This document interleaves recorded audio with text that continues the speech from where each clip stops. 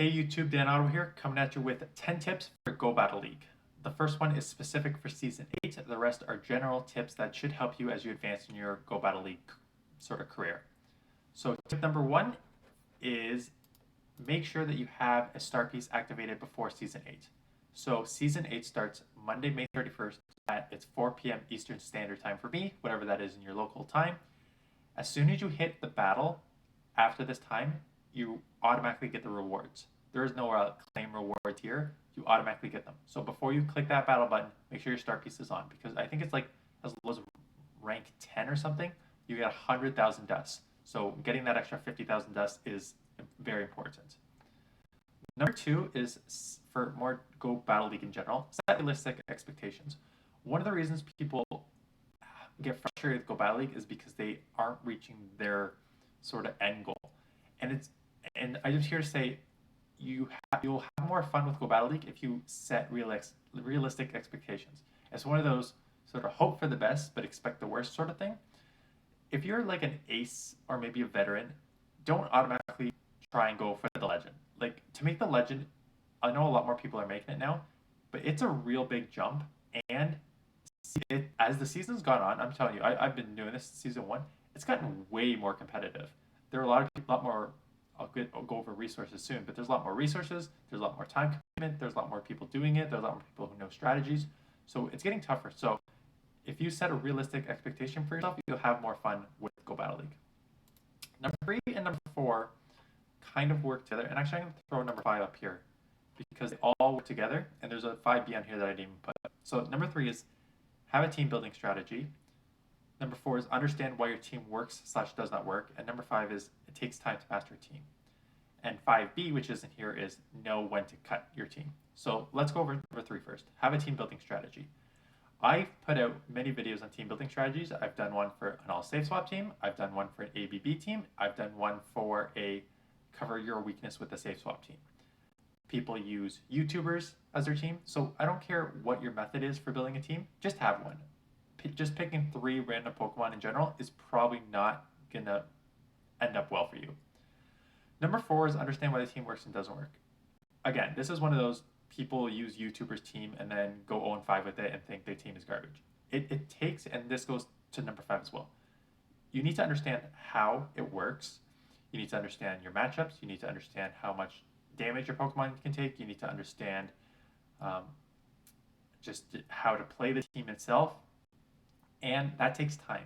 You won't get this in a couple sets. It will take multiple days for you to know how to play this game, because what will happen is you will see Pokemon many times against, like we know, Azus, Galarian, Stunfisk, they're all going to be in the Great League, right? So going up against them multiple times will help you understand how to use your team properly.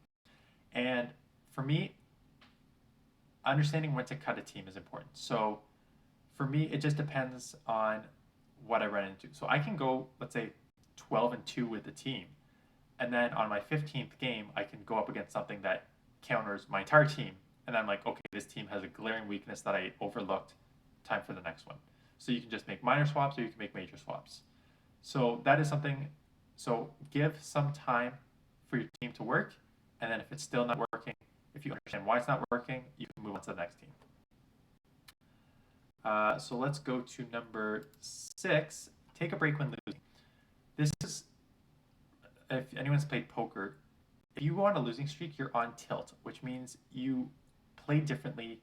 You're in a different mindset. So if you lose a couple games in a row, one maybe to leg, one maybe to whatever, you're in a bad mindset. And what happens then is you start making dumb plays. You change your play style because you're trying to make up that win that you thought you should have had. So if you lose 2 to 3 games in a row, take a couple-hour break.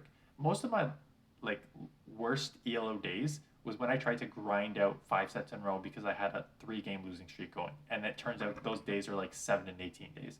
So those are the days you just need to take a couple-hour break. It'll still be there. If you need to take the day off, take the day off, because your ELO in the ending will help you if you just take that break. Number 7, learn from your mistakes. This is one where no one's perfect. We all make mistakes. It's one of those, just learn from them. in one of the past seasons, I threw a sludge bomb at a Napoleon, which is resisted. And I didn't know that at the time. I know that now. I'm not going to make that mistake again. So it's one of those, everyone makes mistakes, just keep grinding at it, learn from them, and it'll make you a better player. We talk about practice. One of the things about battling is it's a skill. It's a skill that takes time to develop. And if you think you can just pick up Go Battle League and just play and think you're going to do amazing, you're not going to. It takes time to know all the matchups, know how to play with your Pokemon, and just understanding team comps and understanding how to sack swap properly and understanding game mechanics. That takes a lot of time, takes a lot of effort. If you don't have that, you're not going to do well. So that's something to keep in mind. If you really want to become good at that, there's outside of Go Battle League, you can battle your friends. There's Sylph Arena tournaments. There's different Pogo Raids tournaments. There's a lot of different avenues to become better just by practicing. Number 9 is utilize resources. So there's a ton of resources out there. I obviously mentioned the YouTubers who put out teams. I watch YouTubers for 2 reasons. One, someone like Wallower who gives great sort of mechanics on the game, fast move denial, timing of your charge moves with your fast moves.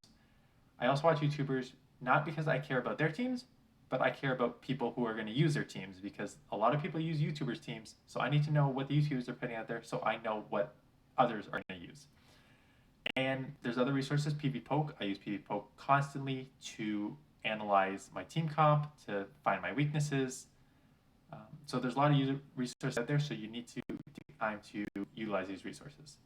And the last one, the most important one, it's just GBL. It's not worth the stress. A lot of people get so stressed out about this, thinking that if you don't meet your goal, it's the end of the world. You get frustrated when you lose. Honestly, there's so many bigger things going on in the world. It's really not worth getting stressed about. It's one of those things where this is supposed to be fun. Yes, it's competitive, but it's really not worth the headache. So those are my tips. Good luck with Season 8, and I will see you in the next video.